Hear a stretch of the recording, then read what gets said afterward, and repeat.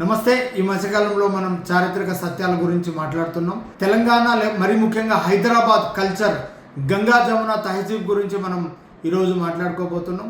మీరు ఈ స్క్రీన్ పై చూస్తున్నటువంటి ఈ టెంపుల్, ఈ దేవాలయం, ఇది అమ్మవారి గుడి. హైకోర్టు లోపల ఈ గుడి ఉంది. చాలా పురాతనమైనది, చాలా వారసత్వ సంపద కూడా చెప్పుకోవచ్చు.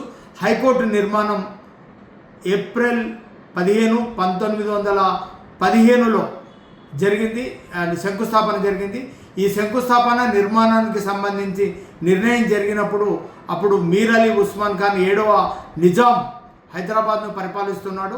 అప్పటి ఇంజనీర్లు పిలిచి హైకోర్టు నిర్మాణం చెప్పినప్పుడు ఆయన వెళ్ళి సర్కారు లోపల ఒక గుడి ఉన్నది, గుడిని తొలగించడం ద్వారా సువిశాలంగా మనం హైకోర్టును నిర్మించుకోవచ్చు అని చెప్పినప్పుడు నిజాం చెప్పిన సమాధానం, అన్యాయపు పునాదుల మీద న్యాయస్థానాన్ని నిర్మించి ఎలా న్యాయాన్ని చెబుతావని ప్రశ్నించాడు. ఆ తర్వాత ఆ గుడిని అలానే ఉంచి నిర్మాణాన్ని చేపట్టమని ఆదేశించాడు.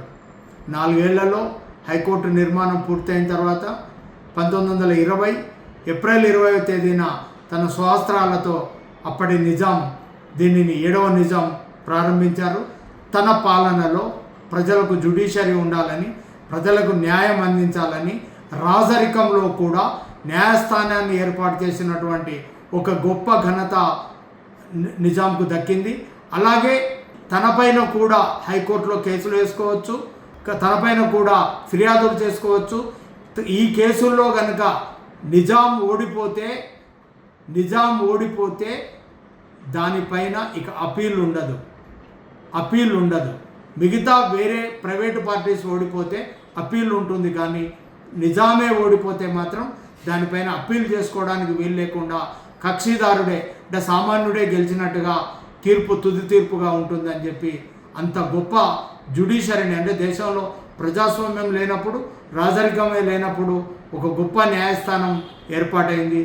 ఈ న్యాయస్థానం ఏర్పాటుకు ముందు ఈ గుడికి సంబంధించినటువంటి ఈ గొప్ప చరిత్రను మీతో పంచుకుందామని ఈ వీడియో చేశాను. ఈ వీడియో నచ్చితే లైక్ చేయండి, షేర్ చేయండి, కామెంట్ చేయండి. మరిన్ని చారిత్రక సత్యాలతో మళ్ళీ మీ ముందుకు వస్తాం. నమస్తే.